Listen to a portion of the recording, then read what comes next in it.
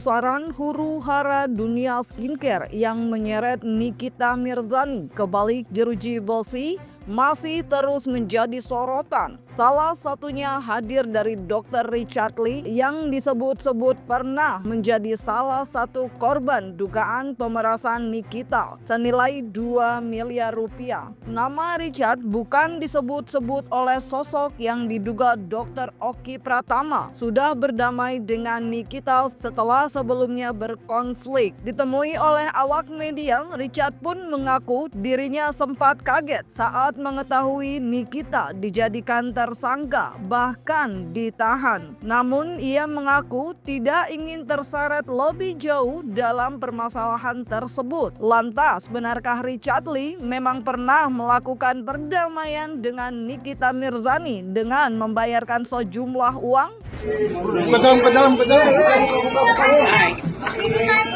Mail gimana Mail? I'm good, bagus. Kaniki gimana Kaniki?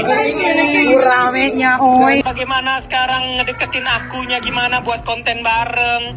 Tadi lihat nggak IG story aku sama Richard buat dia konten bareng, nge-reviewnya bareng sama aku sekarang. Oh, Kayak gitu. tapi Dia sekarang Nikita ada nggak? Teteh ngelihat aja sekalipun nyenggol Richard lagi? Enggak kan? nggak ada. Udah berdamai. Udah Makanya berdamaikan. aku bingung Ki. Makanya aku Gitu. minta ke kamu tuh kayak kan aku Iya. nggak tahu tuh. Aku malah kan Mau baru langkah apa kan? Kaget.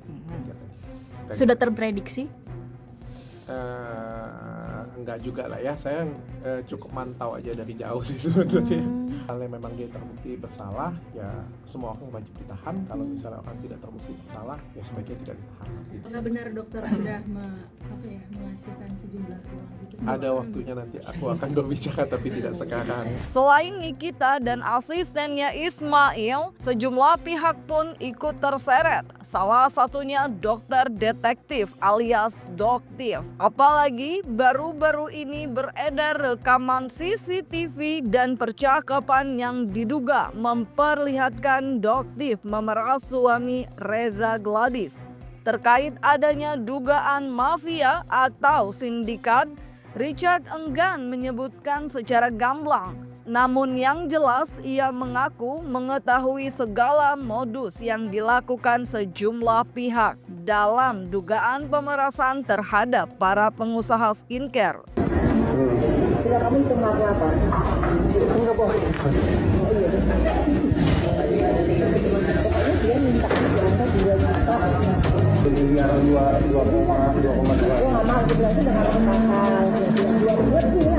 1 dolar Singapura itu 9 ribu kan? Bukan, ya berarti 2,2.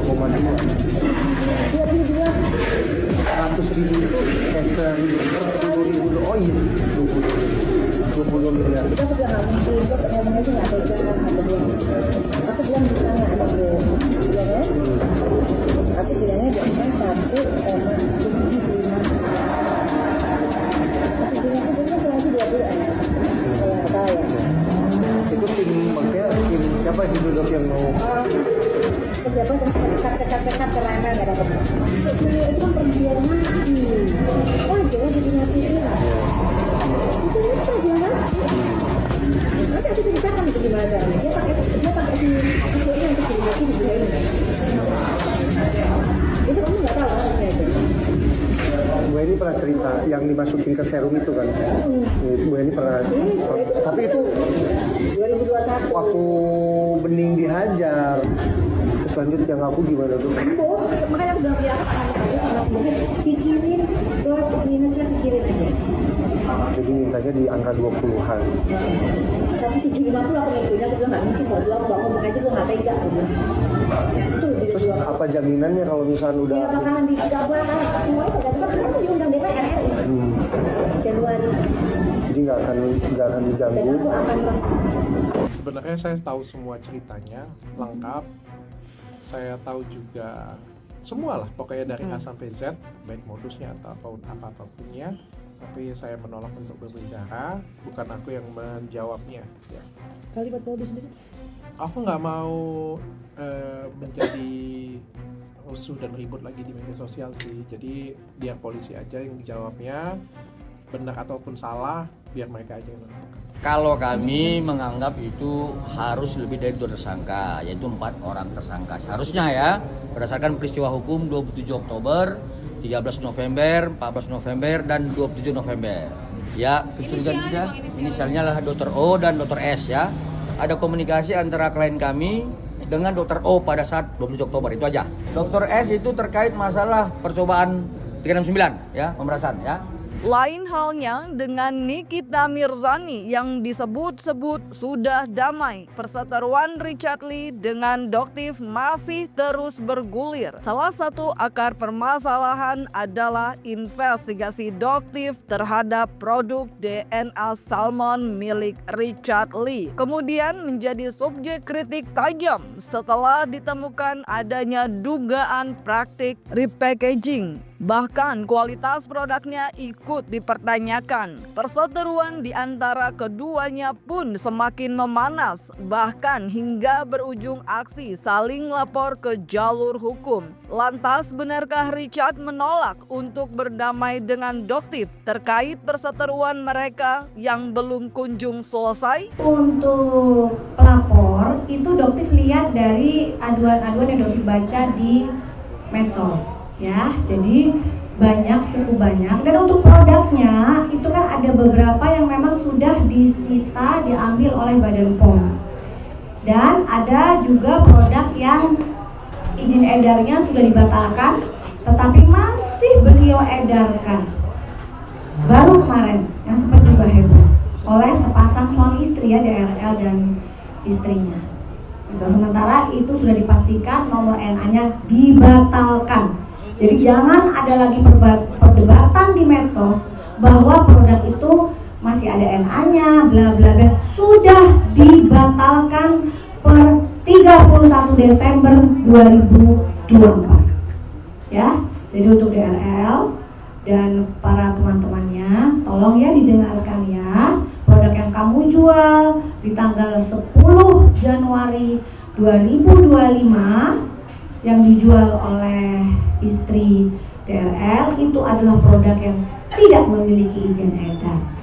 Intinya apa? Produk tersebut ilegal. Aku nggak ngikutin, aku serahkan semuanya kepada pihak yang berwajib. Tadi mau damai mau cabut laporan. Enggak. Pak, kalau mau damai itu harus ada yang sowan dulu minta maaf. Harus ada salah satu yang mengakui misalnya ya, atau ngajakin damai. Orang ini aja masih ngegas gimana dong. Makanya saya bilang banyak banget penggiringan opini. Salah satu kan waktu dibilang izin prakteknya ada ya. Jelas-jelas izin prakteknya ada ya. Jadi ya udah biar nanti hukum aja lah. Ya udah ikut yang hukum yang berlaku saja. Kalau misalnya memang terbukti ya monggo, kalau nggak terbukti ya udah mau ngomong apa. Saya ikut aturan yang berlaku saja. Di tengah huru-hara industri kecantikan Indonesia, sosok dokter detektif alias Doktiv menjadi salah satu sorotan di tengah pusaran badai. Dengan ciri khas topeng yang selalu dikenakan untuk menjaga anonimitasnya, Doktiv menyuarakan perlawanannya terhadap produk kecantikan yang diduga tidak aman. Bukan hanya dengan Richard Lee, ia juga tengah berseteru dengan pengusaha skincare Sheila Saukia. Bukan hanya saling sindir di media sosial, namun bahkan berujung ke jalur hukum.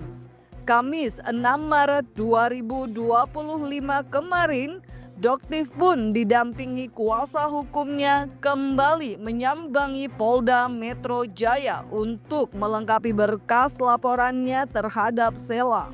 Pribadi gitu aja. Ada terkait untuk seseorangnya perlu disebut? Perlu dong. Kan udah tahu deh kayaknya. Udah tahu kan? Ya mungkin teman-teman udah tahu semua ini terkait dengan salah satu yang kita laporkan itu pelapornya yaitu SS.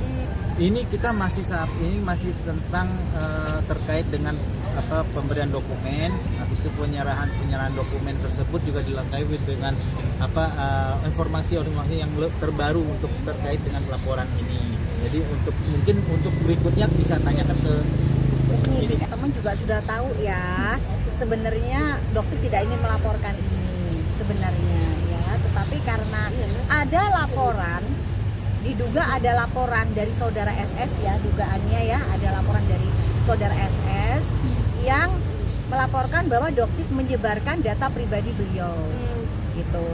Padahal fakta yang sebenarnya beliaulah yang menyebarkan data pribadi Doktif.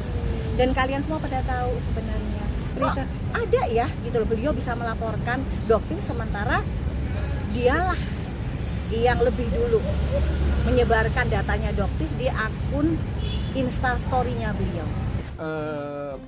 Aku nggak mau jawab terlalu dalam, tapi mungkin aku yang jawab tuh ada beberapa hal yang aku sayangkan sih, karena kita ini kan sebagai orang yang dipercaya masyarakat atau influencer, itu kan harus membawa suatu vibe yang positif ya, membawa kebenaran, membawa edukasi yang real. Kita ngomong edukasi ya, bukan membawa kebencian yang membuat kita tuh saling berperang satu sama lain, bermusuhan satu sama lain, ribut satu sama lain, bukan kayak gitu ya. Tapi yang kita bicarakan keilmuan, saling ngajarin satu sama lain buat masyarakat tuh jadi lebih pintar, itu sih. Dan membuat masyarakat menjadi cinta dengan produk Indonesia. Yang terjadi sekarang adalah produk Indonesia semuanya jadi jatuh, produk asing jadi naik. Kan itu kan sangat disayangkan. Aku nggak tahu ada modus apa di balik ini, tapi itu sih yang aku pribadi aku sayangkan, karena produk Indonesia itu sebenarnya bagus. Produk Indonesia, bahkan beberapa produk Indonesia lebih bagus daripada produk di luar negeri. Sangat disayangkan sekali. Sementara itu, setelah Nikita Mirzani mendekam di balik jeruji besi atas kasus dugaan pengancaman, pemerasan, dan tindak pidana pencucian uang, Dr. Reza Gladys tampaknya masih belum selesai untuk berurusan dengan hukum. Didampingi suaminya At-Taubah Mufid dan kuasa hukum mereka, baru-baru ini ia kembali mendatangi Polres Jakarta Selatan untuk melaporkan akun di media sosial yang diduga telah melakukan pencemaran nama baik. Pihak Humas Polres Metro Jakarta Selatan pun mengungkap Reza melaporkan akun tersebut lantaran tak terima difitnah sebagai dokter mafia Indonesia. Banyak pula yang menduga kasus tersebut masih ada kaitannya dengan Nikita yang kini mendekam di balik jeruji besi. Inisial RG datang ke Polres Metro Jakarta Selatan sekira semalam ya jam 1, kemudian melaporkan satu akun. Ya, itu yang dilaporkan oleh inisial RG. Akunnya pemilik akun IG atas nama Suara Netizen. Ya. Kenapa dilaporkan? Karena RG merasa dirugikan dengan menyebut bahwa dokter mafia skincare Indonesia dengan memosting foto RG. Itu yang dilaporkan oleh saudara RG. Alat bukti satu lembar kertas yang berisikan sebutan dokter mafia skincare Indonesia. Jadi atas nama yang melaporkan dan sebagai korban adalah inisial RG. Lebih jelasnya sih kita konsultasi sama penyidik gitu terkait ada beberapa komentar ataupun Beberapa akun gitu, itu aja sih. Ya sampai tahu karena seperti yang terjadi sebelumnya, karena berhubungan dengan pekerjaan saya, berhubungan dengan keluarga saya yang jelas pastinya. Jadi kalau akun ada berapa akun yang dilaporkan? Nanti didalami. Kemungkinan dokter ada berapa akun dokter? Kita belum tahu. Ada berapa? Itu undang penyidik ya. Ya, nanti diinfoin lagi ya. Ya.